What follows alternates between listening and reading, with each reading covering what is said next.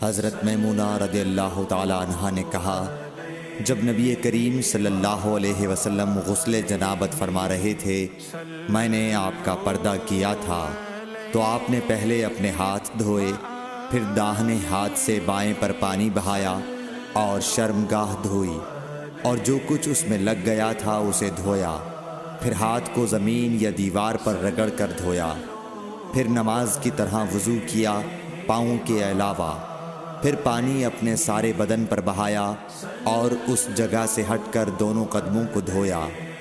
صحیح بخاری حدیث نمبر 281۔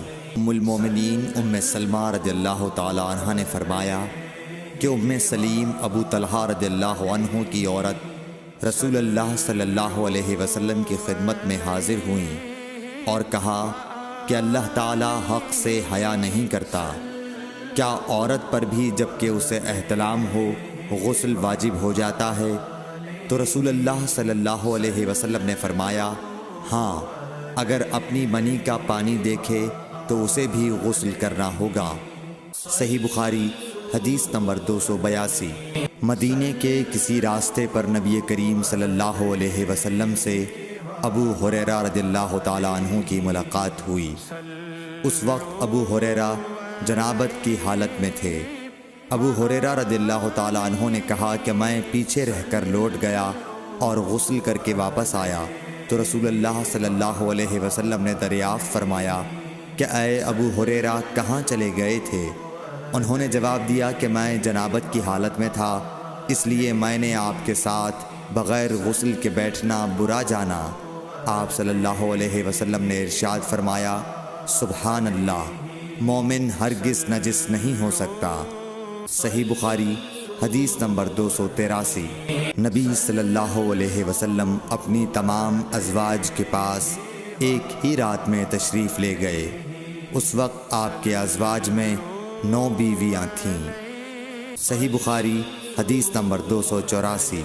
ابو ہریرہ رضی اللہ تعالی عنہ نے کہا کہ میری ملاقات رسول اللہ صلی اللہ علیہ وسلم سے ہوئی۔ اس وقت میں جنبی تھا، آپ نے میرا ہاتھ پکڑ لیا اور میں آپ کے ساتھ چلنے لگا۔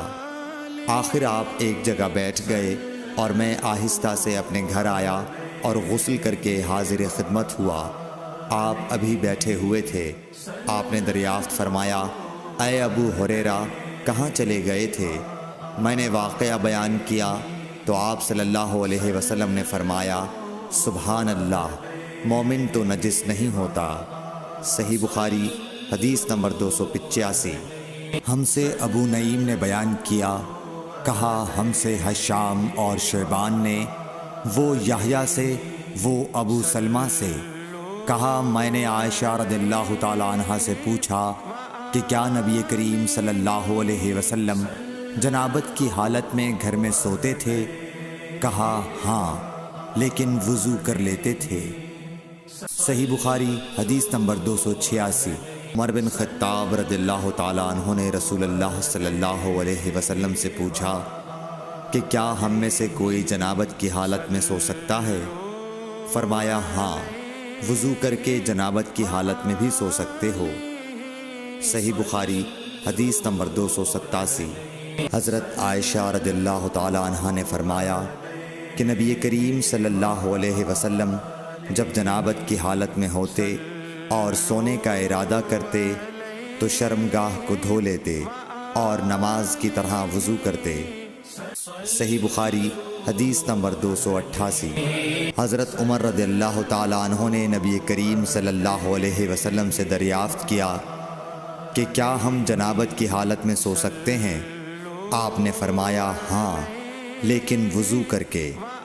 صحیح بخاری حدیث نمبر 289۔